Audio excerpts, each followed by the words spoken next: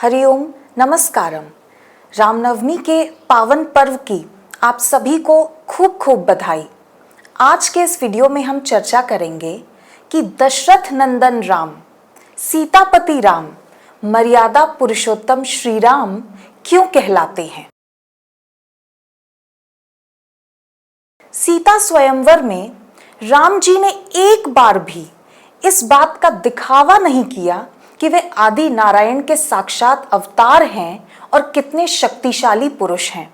वे अपने स्थान पर शांति से बैठे रहे और जब गुरु विश्वामित्र जी ने आज्ञा करी तभी अपने स्थान से उठकर गए शिव धनुष पर प्रत्यंचा चढ़ाने के लिए। 5000 लोग जिस धनुष को बड़ी मुश्किल से स्वयंवर के स्थान तक खींचकर ला पाए थे, राम जी ने बिल्कुल फूल की तरह पिनाक नामक उस धनुष को उठा लिया।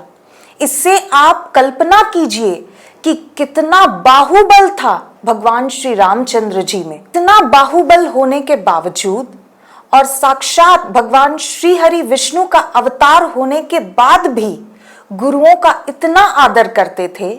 गुरुओं के लिए उनके दिल में इतना सम्मान था, इसलिए श्री राम मर्यादा पुरुषोत्तम श्री राम कहलाए। राम राज्य के बदले जिस सौतेली मां ने 14 वर्षों का वनवास करा दिया, राज सिंहासन और राज मुकुट के बदले जिन्होंने साधु के वस्त्र दिलवा दिए कि ये पहनकर अब अगले 14 वर्षों तक जंगलों में भटकना है, उन कैकेयी से भी राम जी ने कभी घृणा नहीं की। कौशल्या जी को जाकर ये नहीं बोले कि सौतेली मां ने मेरे साथ ऐसा अत्याचार किया है, आप तो अयोध्या की महारानी हो, तो पिताजी से कहकर इस राज आज्ञा को बदलवा दो। बल्कि राम जी ने कौशल्या जी से ये कहा कि पिता दीन ही मोहे कानन राजू, पिताजी ने मुझे जंगल का राज दिया है और वहां मेरे बड़े बड़े काम पूरे होने वाले हैं। अपने साथ बुरा करने वालों से भी राम जी इतना प्रेम करते हैं, इसलिए राम मर्यादा पुरुषोत्तम श्री राम हैं। हजारों वर्षों तक अहिल्या पत्थर की होकर खड़ी रही, गर्मी, सर्दी, बरसात, धूप, छांव सब कुछ सहती रही। अहिल्या उस पाप की सजा भुगतती रही जो उसने तो कभी किया ही नहीं, परंतु फिर भी कोई नहीं आया उसकी सहायता करने के लिए, पर राम जी आए। पूरी दुनिया ने अहिल्या को ठुकरा दिया, लेकिन भगवान राम ने अहिल्या को स्वीकार किया और पत्थर के देह से अहिल्या को मुक्ति दिलाई। अहिल्या का उद्धार करके भगवान श्री रामचंद्र जी ने पूरी दुनिया को बताया कि ये निर्दोष है, निष्पाप है, निष्कलंक है। एक अबला, असहाय नारी की गरिमा को समाज में बढ़ा दिया, इसलिए राम मर्यादा पुरुषोत्तम श्री राम हैं।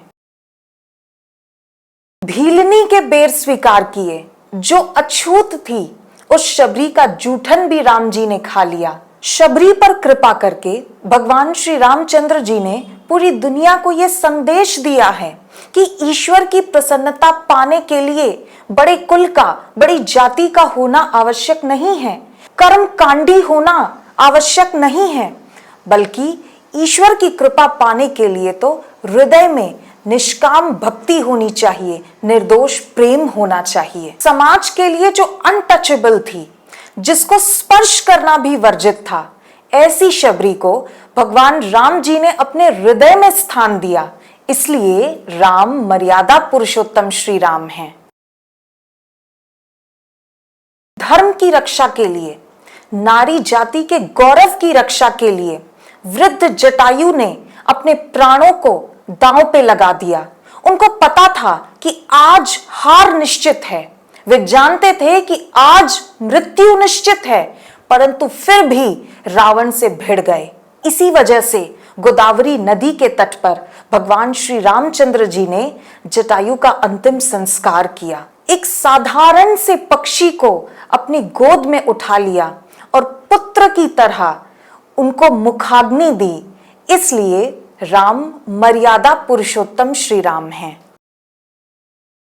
10 सिर वाले महाबली मायावी लंकापति रावण का वध कर दिया, परंतु फिर भी उनके मन में कोई अभिमान नहीं आया। उल्टा अपने छोटे भाई लक्ष्मण से कहते हैं कि लक्ष्मण, आज एक विद्वान इस संसार से विदा हो रहा है, वो चला जाए उसके पहले तुम उसके पास जाओ और उससे कुछ सीख लो। अपने शत्रु से भी घृणा नहीं करते, अपने शत्रु में दोष दर्शन नहीं करते, बल्कि अपने शत्रु के अंदर जो सद्गुण है उसकी तारीफ करने में कभी नहीं चूकते, शत्रु को उचित सम्मान देने में कभी पीछे नहीं हटते। इसलिए राम मर्यादा पुरुषोत्तम श्री राम हैं।